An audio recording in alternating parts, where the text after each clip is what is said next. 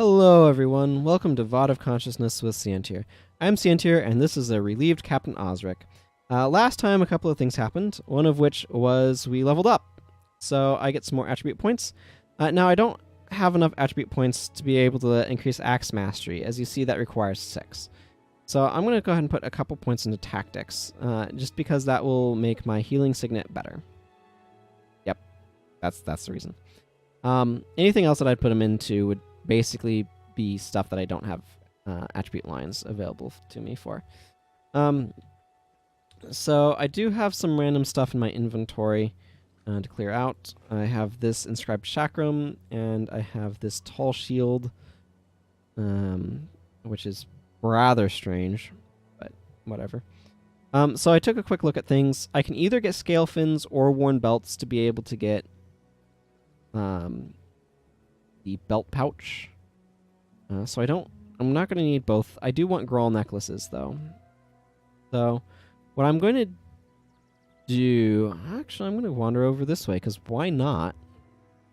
You know how often I go over here? Like, never. So I'm going to go over this way, where there's all these scale. Maybe get myself some scale fins. Do I still have that page up? Yeah, I do. How many do I need? I need 5 scale fins. I'm going to... Yeah, these guys deal elemental damage, which I kind of thought might be the case. Yeah. So, we'll encounter plenty of scale, so I might go for those over the bandit stuff. Bandit stuff is traditionally what I've done, but... apparently they're not interested in dropping their scales. We'll see how these Tads feel, though. Ooh, there's a river drake over there. I don't know if we can actually get over there just yet. There's a fin.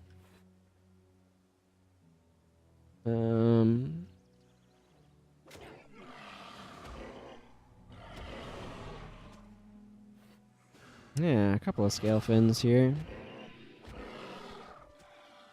Actually, a bunch of them from the Tads. I feel like the increased attack rate is really significant, so... I'm up to 4 scale fins, and I need 5, so let's just go ahead and go through here and see if we get any more scales so I can get myself that belt pouch that I want.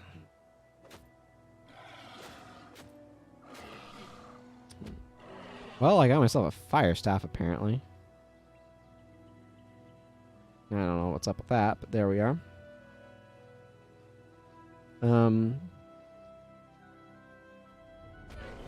Aha! There's the last scale fin we needed. So, let's go ahead and turn these into our man Brownlow over here.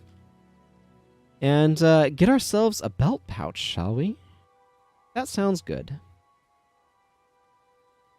That sounds quite good to me, actually. And also sounding good, lunch. Lunch is sounding good. Okay, here's a belt pouch. We can also get a Devour Egg that way if we didn't want to find Devour Eggs. But this belt pouch will give us a place to put random stuff. Notably, some of these things that have been cluttering up our inventory a bit. I'm going to move this hammer. So yeah, getting 5 inventory spaces is quite useful. I do like to put my ID kits over there for whatever reason. Oh, highly salvageable. I don't know why. Mostly I like to keep this pocket for stuff that I'm selling is mainly the reason why, I think. None of the rest of that's kind of worth doing anything with. I do kind of want to go to Regent Valley, though apparently there's... You know what? No, let's... What do I have that wants me to go to the catacombs? Oh, the prize bird, that's right. So what I actually think I want to do is make my way to Foible's Fair, which is a zone that I'm quite fond of. I'm going to stop by Spence here first, of course. Because who needs this inscribed chakram and this longbow and this tall shield and these other random things I don't need? So here's something that you can do. You can click off these, and they won't show at the merchant, which is why I like to put the ID kit and stuff over there, because I don't want to accidentally sell them. Okay, so the reason why I'm coming over here is Foible's Fair is this way, if I recall correctly. We can actually grab the Wayward Wizard, and it'll kind of point us in that direction. But this area is interesting in that I'm trying to understand how it connects to post-searing Ascalon. A lot of the upper regions make a lot of sense, but once you kind of get beyond that, some of it starts to not make as much sense. I'm going to pick this up because it's right on my path. This is an Ascalon guard, by the way. That's how they dress. So whenever you see someone like that, they're an Ascalonian guard. You can follow the pathway up here. There's a rabbit up here, which people were like super psyched about at some point in time, I believe. I don't know.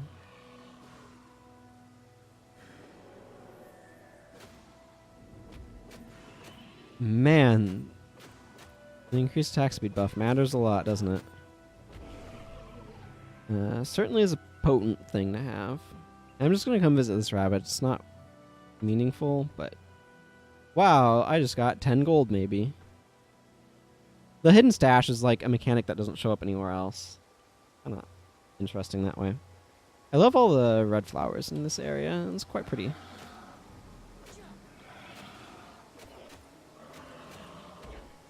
Man, Life Siphon would be so much stronger. Just a little bit more oomph. Bunch of scale down there. Where's this rabbit? Here's this rabbit. Rabbit. I have no idea what's up with this random rabbit. Like... It's just a rabbit. Look at that nose wiggle animation. We're above this waterfall here next to Ashford, which is kind of cool. See down into its kind of cascading pools and stuff. Anyway, so hey, welcome to Ashford. Thank you, sign. So I'm gonna go ahead and make my way past the Strider, which is a variety of Moa bird, for whatever reason, and head over to Wizard's Folly and Foible's Fair. There's an area that I did visit on my previous version of Valerie piece, but have not on this version. Okay.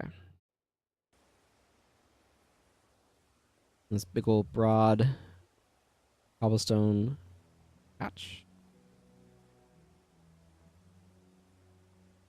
I wonder how much time was spent in putting together some of these areas. I think they're really beautiful. There's the Wizard's Tower. You can see it sticking up there in the distance.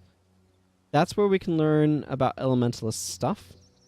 For now, I want to make my way up this direction to Foible's Fair, which is right over that area. But if we could take a quick look at the map as we kind of uncover some of this spot, and consider what post-searing Ascalon looks like. It's like, what's going on here? Because this feels like it's in the Shiver Peaks, right?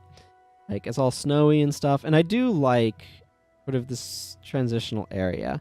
There's nowhere else in the game that has quite the same sort of transition. Just because nowhere else in the game quite looks like this. Actually...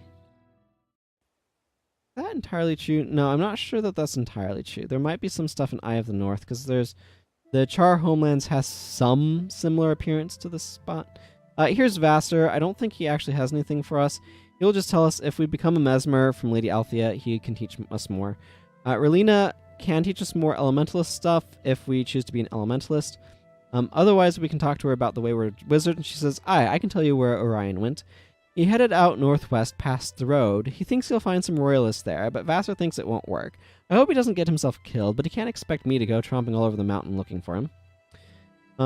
Yeah, so this is Relina and Vassar. I believe they show up as bosses in the Ascalon Catacombs in Guild Wars 2, but that's neither here nor there. So here's a guy. Let's sell this junk to him. We're actually accumulating a decent amount of gold here. Yeah. But yeah, so here's this area, right? So I want you to kind of like look at this map for a moment, because I'm going to go ahead and do something just briefly. I'm going to pop to the character select, and I'm going to hop onto a different warrior entirely. I'm going to hop on good old Baratus of Hexen, who is far more accomplished. Far more accomplished. And if we look over here, here's Sartilac Sanitarium,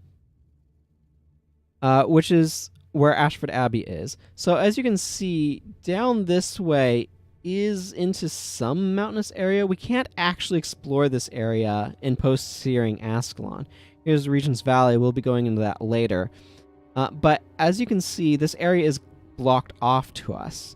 So are there still mountains here? Is the Wizard's Tower still in place? We just don't know. We've never been able to explore this area in post-searing. So we don't know exactly what it looks like. The area that I was talking about, by the way, is up here in Long Eyes Ledge, which is a transition point between the Char homelands and the Farshiver Peaks where the Norn live. So we can quickly pop over here, I guess. And it might have some similarities, but as you can see, this area is not entirely the same. It's got some of these trees and stuff, and it's kind of rockier, so there's not quite the same transition between snowiness and stuff. So anyway, there's some similarities, but not exactly. At any rate, we're going to go ahead and hop back over onto Valerie over here in good old Foible's Fair. I love that loading screen, by the way. It's 19 levels of nostalgia. I don't know what that means. But it's super nostalgic. It's the point that I'm trying to get across. Okay.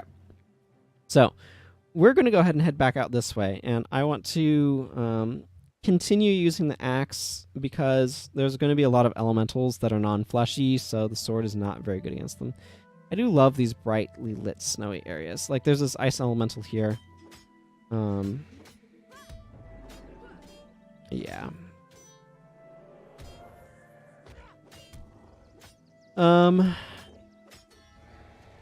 Cool. Savage right here collects the icy lodestones. I could get gauntlets off of him as well, but as you might notice, I already have Crichton gauntlets, so that's just not worth dealing with or whatever. I'm level 5, which is cool. I do want to show all of the Learn Profession quests off. Just, I don't know. I feel like it.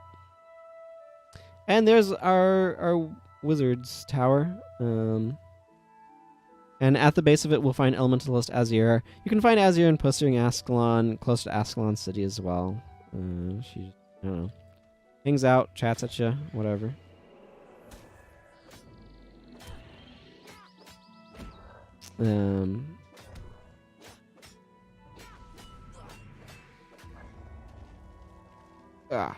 Good old walk animation. You're going super slow. And that thing's... I wish we knew what was going on with it. What happens to it post-searing and all of that sort of stuff. There's a lot of interesting stuff that is established. Like, look at these weird chain things going to these rocks and these funky monolith things. Like, there's a lot of crazy stuff that's established. Like, this has a looks of Dwarven architecture, too. To me, just because of the colors, but, like, it's really fascinating, and we know almost nothing about it, as far as I'm aware. So, Elementalist Azir, who, again, has an extremely unique look, says, Time, Life, Truth. Do you bring the Order new knowledge of any of these things?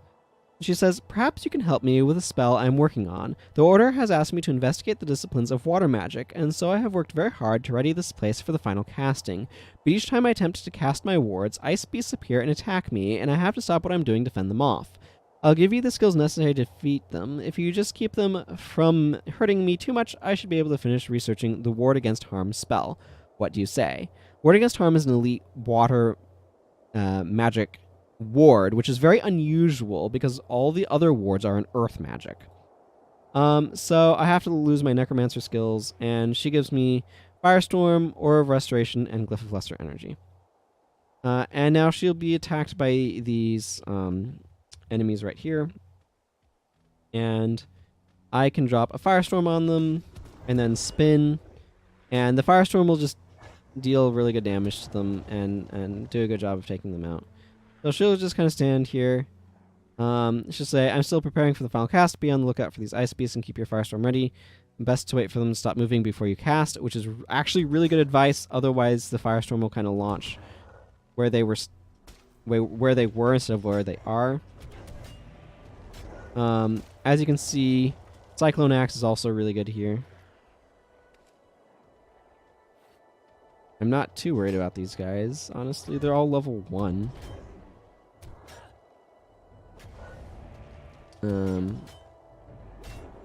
Okay, but Firestorm is actually really good. Firestorm would be the main reason I would choose Elementalist, but I actually think it makes a lot more sense to go Necromancer, because I think I'll get more useful stuff from that. So she says, well done. The ward works, but it is still very unstable. It will no doubt take me years to perfect it. Your understanding of magic use is impressive. I need more time to decide. There's a bunch of random stuff that we can kind of do in this area. I'm not necessarily going to do a whole lot of it. Like there's some other quest with like, I don't remember. Something with earth elementals or something. So have I gone through all of the professions? I did Mesmer, I did Monk, Necromancer. I have not done Ranger, so there's still Ranger left. I believe for that, we're going to need to go over this way. But I would like to pick up some Grawl necklaces. So the best source of Grawl is actually north of Ashford Abbey, I believe. So for this, I am going to go ahead and switch from axe to sword. Because I think these are better. So I'm going to make my way up there and hunt me some Grawl. That should be interesting. Actually, well, whatever. I was thinking about, do I need to clear out my inventory, but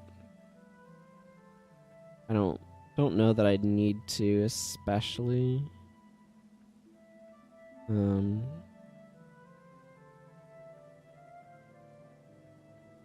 Any of this? Nah, this is just like a bunch of merch fodder. That was a wolf, right? Yeah, okay, so this wolf is gonna fight me. I'm gonna fight back, though. So part of the reason why I want sword is that's just so much less, and that's -3 health degen, which is kind of functionally equivalent to like 6 damage per second, I believe. I believe each pip is 2 per second. For anyone wondering, I think up here is going to be the best place to try to hunt some of these Grawl. And I need either 3 or 5 necklaces. I should look that up. Grawl necklace. I need 3 Grawl necklaces. So not actually that many. But it gives me a new piece of chest armor, so I want to take out these Grawl for some necklaces, hopefully, and get that. Well, I mean, you can drop that too, I guess. Why not?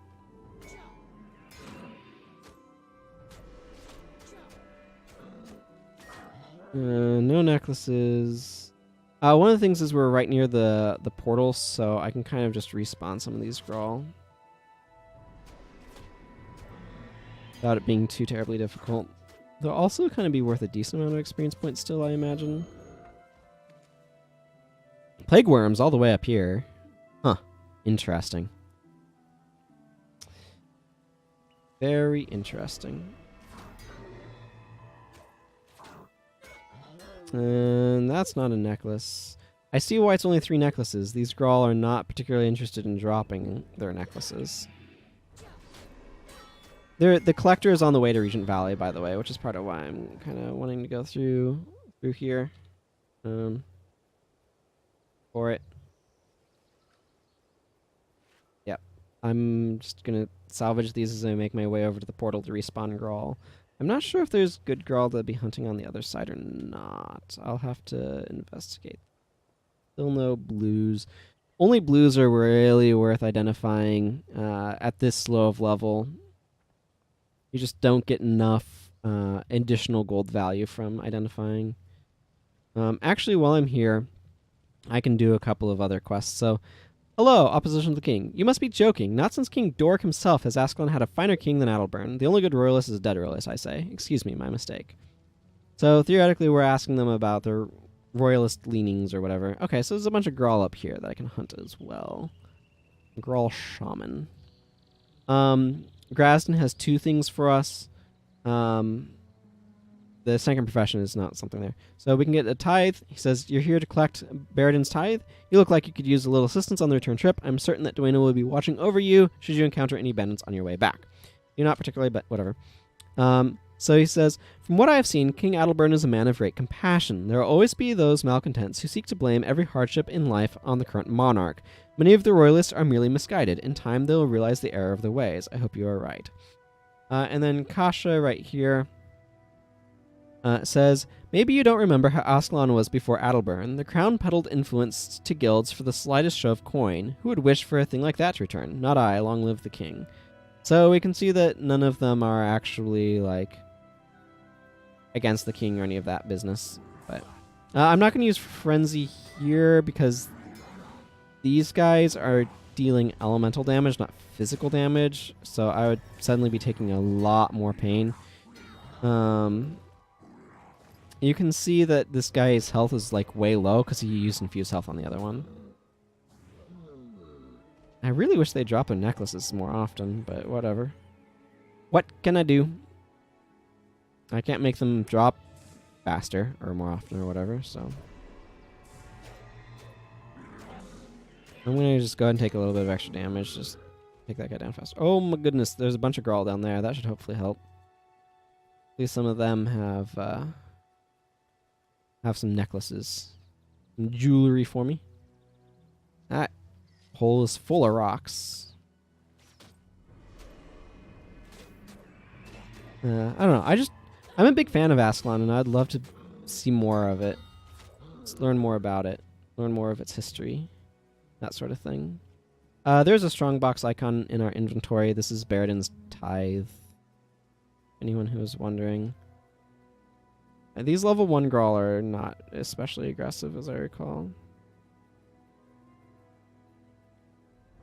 Well, you can see that they're not especially aggressive. They're not really attacking us. More long spear gear. Not what I'm looking for.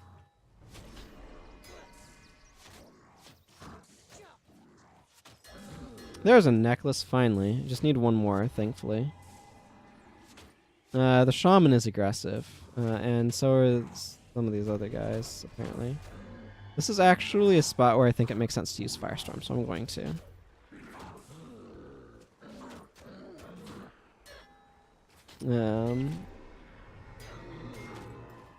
More long spear gear. Bunch of aloe seeds around. There's one more Grawl wandering over there. I can figure out some of this inventory by dropping a couple things, maybe, and just salvaging some of this gear.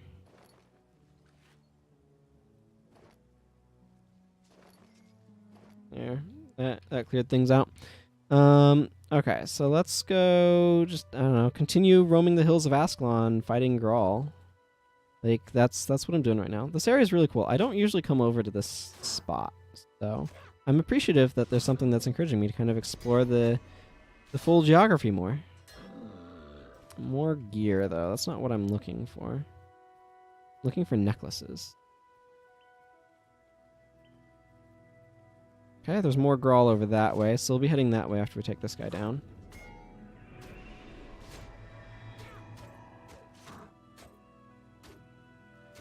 And more long spear gear. Still not what we're looking for, but what can I do? That's what's happening, is I'm getting long spear gear and not necklaces. Okay. I'm not going to worry about picking up the unnatural seed unless like a bunch start dropping. I killed the aloe because they're healers, and I just don't want to deal with that. I kind of want to get a necklace. To get the last necklace I need, at least, for this episode.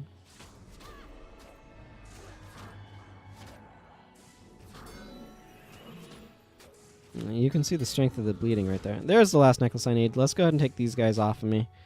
And make our way to where I can make use of this.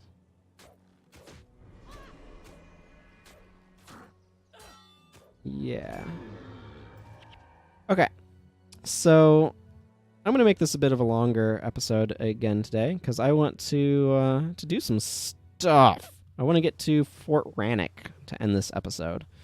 To that end, let's see. This needs to go to some random NPC. Okay, so I need to go talk to Devona. And I want to merchant out a bunch of random junk that I have in here.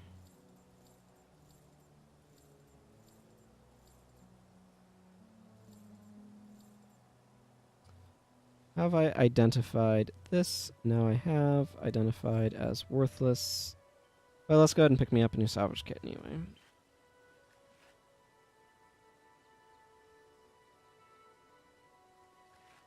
These salvage kits, unfortunately, are smaller than standard ones are.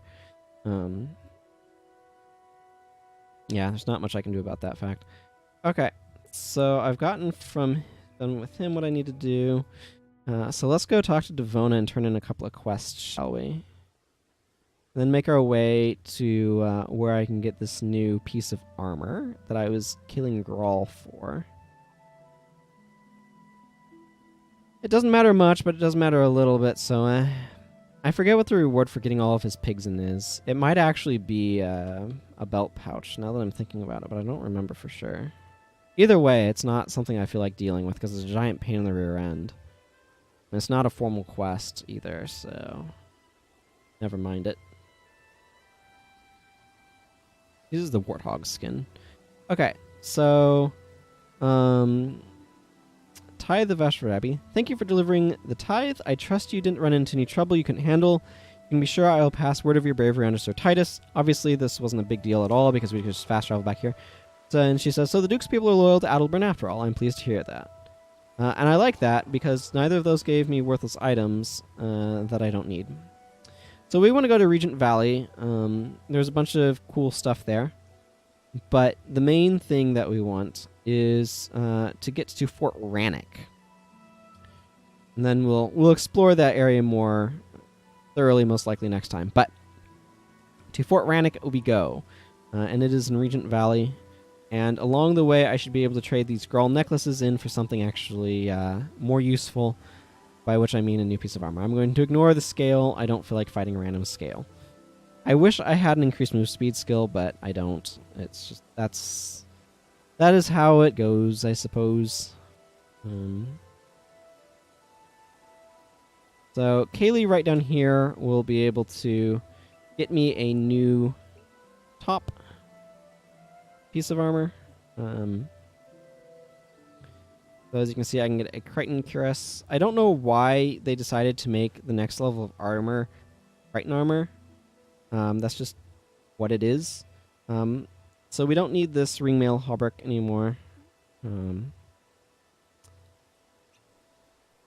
Let's see. So I can dye it purple, which is going to give some purple accents to it. I'm going to go ahead and do that, because why not? I plan for this character to be in pre-searing quite a lot.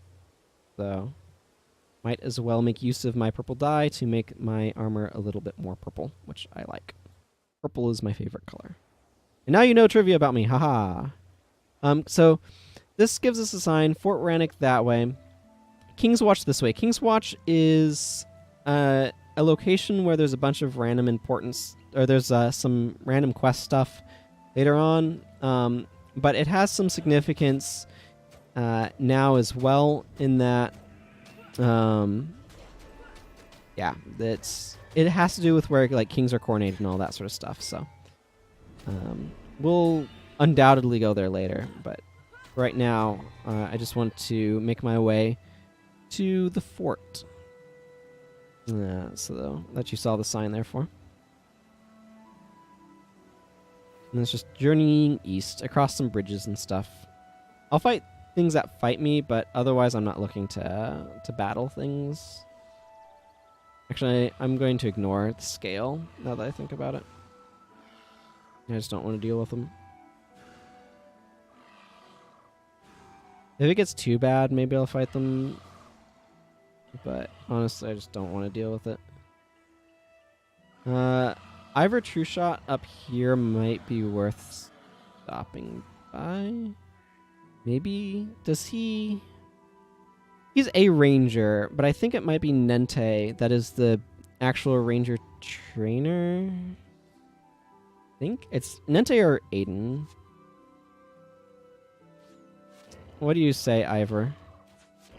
Hello, he's called Ivor Trueshot, and I'm the marksmanship expert in these parts. I train new rangers to read the wind, among other things. He says, only those who are already rangers, so you need to talk to Master Ranger Nente. He's elsewhere in Regent Valley. So we will be doing that at some point in time. Potentially next episode. Ranger's interesting in terms of secondaries go. A lot of people are going to like Ranger because it enables you to have a pet with you, which, I mean, as long as you're a secondary or primary ranger, you can have a pet. So that's something that there's going to be a lot of people who like.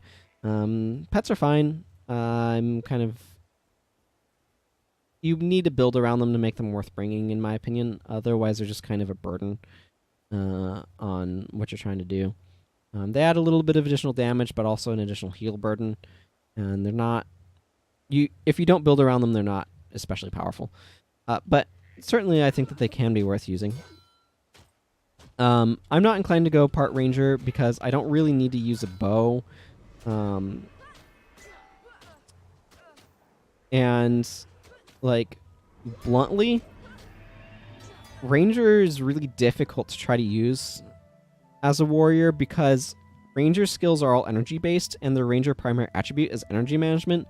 So as a warrior, you don't get that energy management. And rangers also have just a better energy pool. They have 3 pips of energy regeneration, so they get 1 energy per second rather than the 2. 1 pip of energy regeneration is 1/3 of an energy per second, by the way.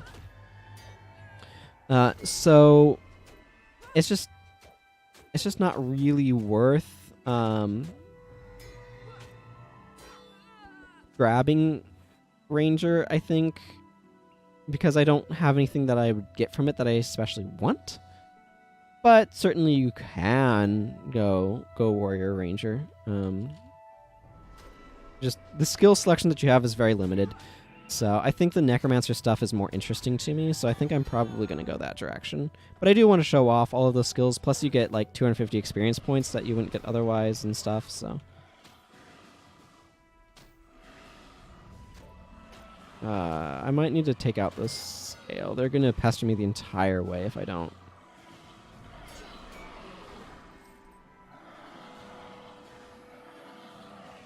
So let's take them out quickly here.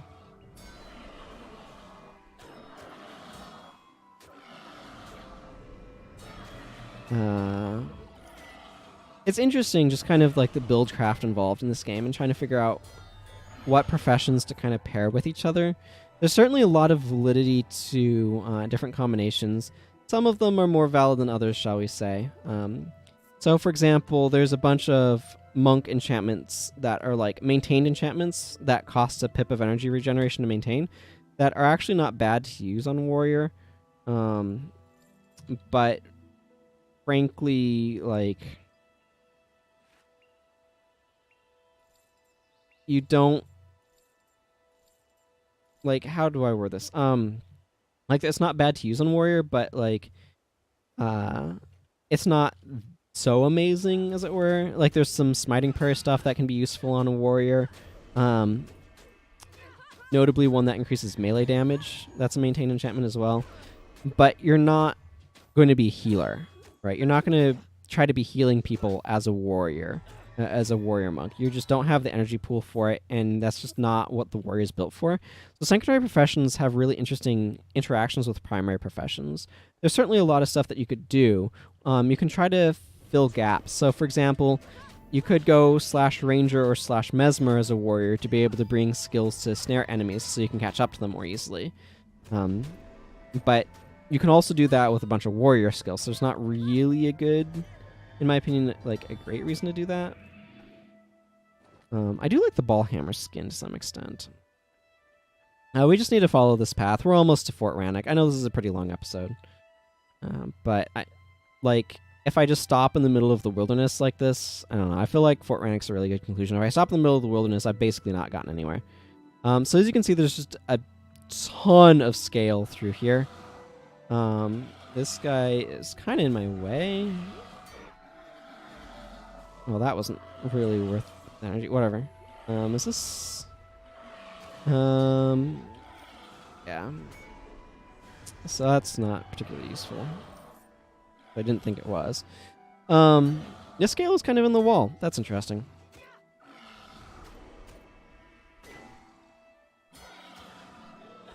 It gave me a scale fin I don't need anymore. So anyway, I'm gonna just follow this along to Fort Ranik, and I don't know. Like I said, I feel like it's a better conclusion to kind of conclude at Fort Ranik. So that's what we're gonna do. I wish there was more signage about like this is the direction of Fort Ranik. I do love those like little stone things. Excuse me, those little stone things back there. Oh, there's gonna be a lot of spiders, by the way. But like, there's stuff that you can dip into with Ranger that can be useful, and there's stuff that you can dip into with Elementalists that can be useful. I feel like I've kind of not gone the right way. This is a cool little area, though. Oh. Sure. Sure, why not? That's not at all what I intended, but I'll roll with it. Is there a better way to where I'm going than just back through all of these spiders? This is weird, but nope. Nope, that... Don't have my shield, so that just is increasing the damage I take. If I had my shield, it would decrease the damage I take, but because I have this hold item, it's decreasing.